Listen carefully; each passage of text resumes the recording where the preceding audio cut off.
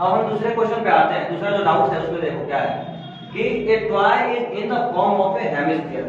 अब हेमिस्फीयर का मतलब होता है स्फीयर का half and surrounded by a right circular cone of the same base radius as that of the hemisphere. अब यहाँ पे बात ये की जा रही है कि जो हेमिस्फीयर का बेस है और जो कोन का बेस है, दोनों का बेस क्या है, सेम है। इसका मतलब ये होगा कि दोनों की रेडियस भी क्या होगी, सेम होगी। और आगे ये कहा जाता है कि if radius of the base cone is 21 centimetre and volume is 2/3 of the volume of the hemisphere. अब यहाँ पे जो कोन का वॉल्यूम है वो हेमिस्फीयर के वॉल्यूम के कितना है, 2/3 है। अब पता क्या करना है हमें, calculate the height of the cone, cone की height and surface area of the toy, और टॉय की सरफेस एरिया। तो सबसे पहले हमें क्या करेंगे, हमें डायग्राम प्लॉट करना होगा, डायग्राम बनाना होगा, फिर देखते हैं कैसे क्या होगा।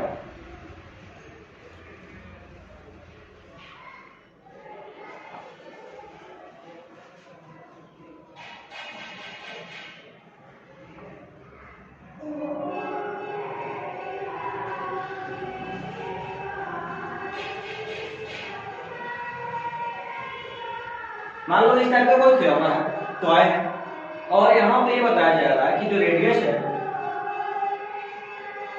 ये है 21, एरिया कितने का होगा, 21 का होगा। और जो कोन की हाइट है वो हमें मालूम नहीं है, वो हमें क्या करना है, पता करना है। तो सबसे पहले हमें एक शर्त दिया हुआ है, एक कंडीशन दिया हुआ है कि volume of the cone is 2/3 of the volume of the hemisphere. तो अकॉर्डिंग टू कंडीशन या फिर अकॉर्डिंग टू क्वेश्चन के बारे में लिखते हैं।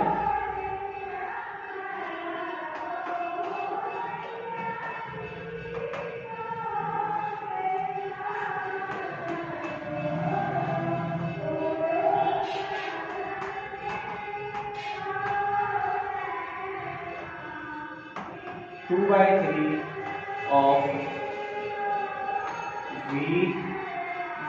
V for volume of hemisphere,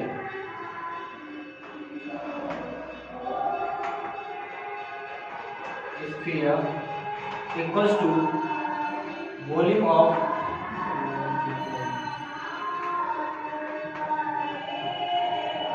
cone।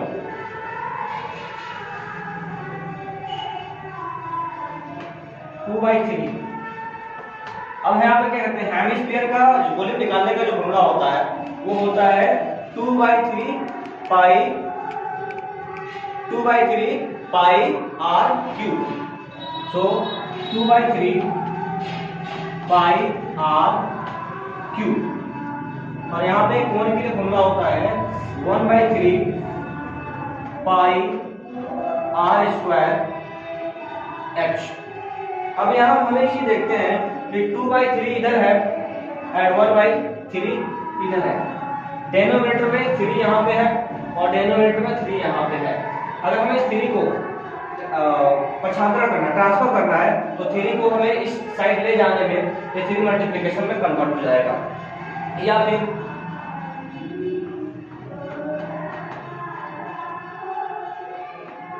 फिर हम दोनों तरफ 3 से मल्टीप्लाई करते हैं तो दोनों डेनोमिनेटर क्या हो जाएगा, कैंसिल आउट हो जाएगा। तो हम क्या कर सकते हैं कि 3 से 3 को कैंसिल कर सकते हैं। बचा क्या हमारे पास, 2/3 पाई r cube and pi r square h। सो 2 2 या 4/3 पाई r स्क्वायर इंटू r, और यहाँ पे पाई r स्क्वायर इंटू h। हम जानते हैं कि अगर इस पाई स्क्वायर इधर मल्टीप्लाई में है, इधर जाएगा तो डिवाइड में हो जाएगा, डिवाइड में कन्वर्ट हो जाएगा। या फिर हम दोनों तरफ पाई r स्क्वायर से क्या करें, डिवाइड कर दें, तो पाई r स्क्वायर कैंसिल हो जाएगा। तो हम डायरेक्ट इसको पाई r स्क्वायर से पाई r स्क्वायर कैंसिल कर सकते हैं। सो 4/3 इंटू r।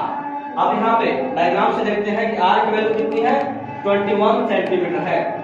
तो 4/3 into 21 equals to h. It means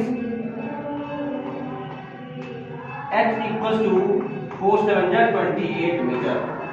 अब यहाँ हमें h मालूम हो गया कि कितना है, 28 है, 28 है। स्टार्ट। अब हमें क्या करना है कि surface area of the toy पता करना है, पूरे खिलौने का सरफेस एरिया। तो हम यहाँ पे देखते हैं कि एक तो कोन है और एक हेमिस्फीयर है, तो दोनों का सरफेस एरिया निकालना पड़ेगा। अगर कर्व सरफेस एरिया तो कर्व सरफेस एरिया, और सरफेस एरिया तो सरफेस एरिया, दोनों को सरफेस एरिया निकाल करके फिर क्या कर देंगे, प्लस कर देंगे, ऐड कर देंगे दोनों को। तो देखते हैं surface area of hemisphere plus surface area of cone. अब फॉर्मूले के अकॉर्डिंग चलते हैं कि surface area of hemisphere formula क्या होता है, 2 pi r square and surface area of the cone, cone का सरफेस एरिया का फॉर्मूला होता है पाई r l।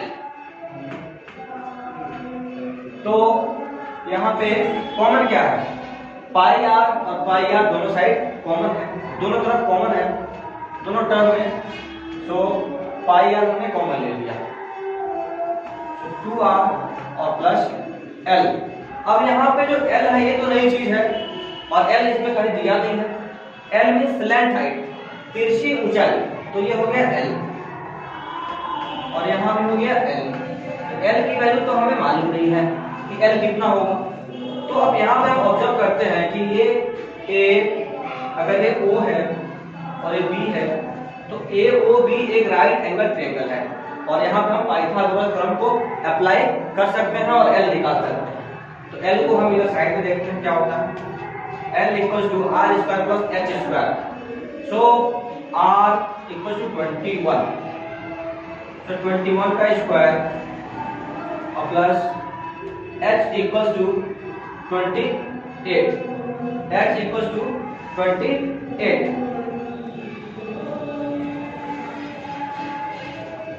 तो 28 का स्क्वायर। L इक्वल्स टू 21 का स्क्वायर प्लस 28 का स्क्वायर अंडर रूट में। तो अब यहाँ पे हम क्या करेंगे, जैसे 21 का स्क्वायर करेंगे तो एक बहुत बड़ा नंबर आएगा, फिर 28 का स्क्वायर करेंगे तो बहुत बड़ा नंबर आएगा। तो इस कंडीशन में क्या करते हैं कि हम एक ट्रिक लेते हैं, 21 को ऐसे लिया 7 into 3 का होल स्क्वायर और 28 को 7 into 4 का होल स्क्वायर। तो अब यहाँ पे देखते हैं क्या है कि 7 का स्क्वायर इसमें भी है और 7 का स्क्वायर इसमें भी है, तो 7 के स्क्वायर को हम कॉमन ले लेते हैं, 7 का स्क्वायर। अब यहाँ पे बचा क्या, 3 का स्क्वायर प्लस 4 का स्क्वायर ब्रैकेट क्लोज। तो 7 का स्क्वायर इंटू 3 का स्क्वायर 9 प्लस 4 का स्क्वायर 16 अंडर रूट।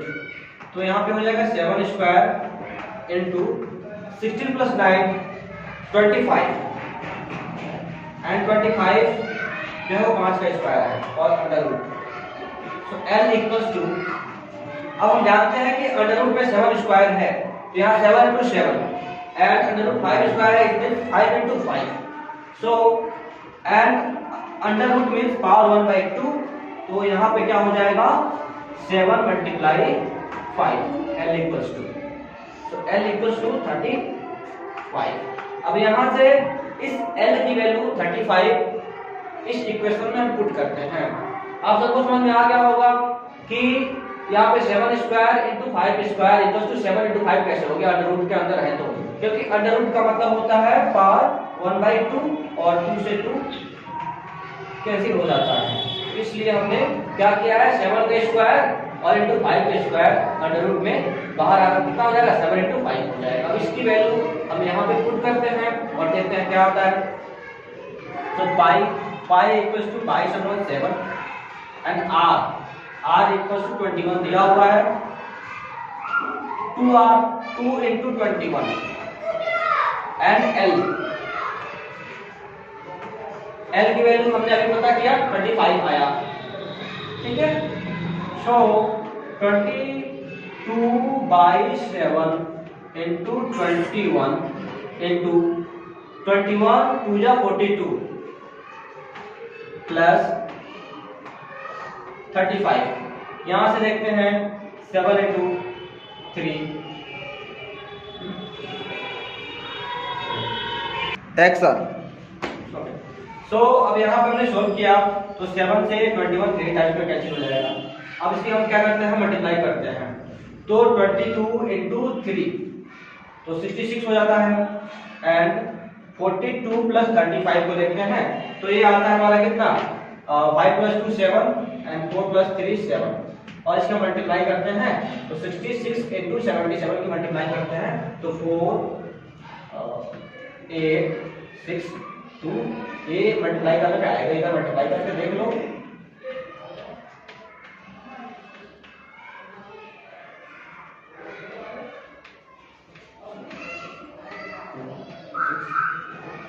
तो 4862 आया हमारा, ये हमारा सेंटीमीटर स्क्वायर में आएगा क्योंकि सरफेस एरिया है तो सेंटीमीटर स्क्वायर में आएगा।